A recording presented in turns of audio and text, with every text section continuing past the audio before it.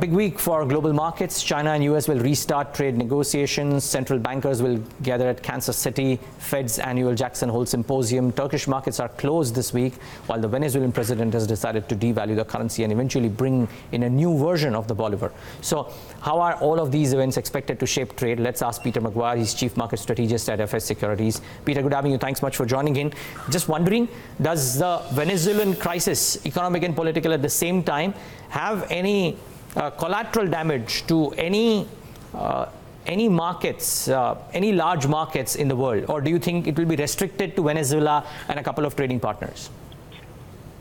Well, good morning. I think a couple of things. First off, it's going to be very much, I think, contained to Venezuela in the short term. If it's a contagion across other South American nations, and that's just that'll just be a work in progress. Though I don't think anyone is really as in a dire situation compared to Venezuela. If you look across the South American landscape, economically, you would have to question what on earth has gone on here. Considering what Chavez was able to do, we've got one of the largest oil reserves in the world for any nation, Venezuela, and to devalue and then to have a cryptocurrency, backed by petro, it's just I find it hard to even summarise.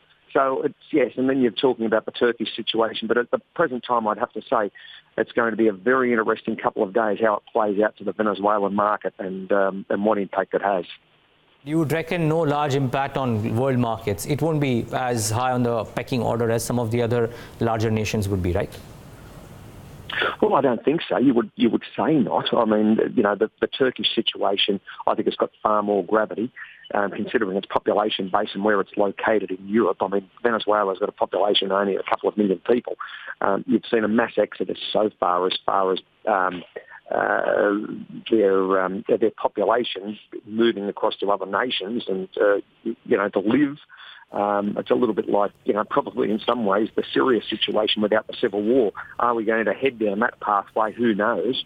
If you're going to see, civil unrest, but it's certainly got the framework and all the understandings to paint a picture that's going to lead to great economic hardship and in turn, monstrous concern for its residents. Any impact on crude, Peter, as a result of what's happening in Venezuela? Well, I don't necessarily think so. I think if you look at the picture, I mean, the production coming out of the Middle East and all of the OPEC nations has been outstanding.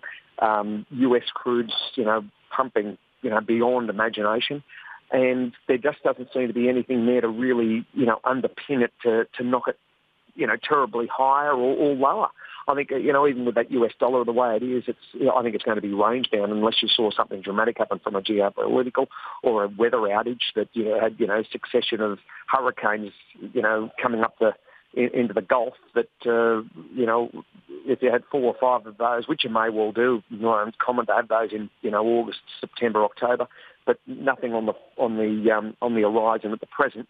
So I'd have to say that's going to be range bound. But as we all know, that it can change very, very quickly if you see, major concerns. But I think at the present, it's, staying in these sort of range bound trades.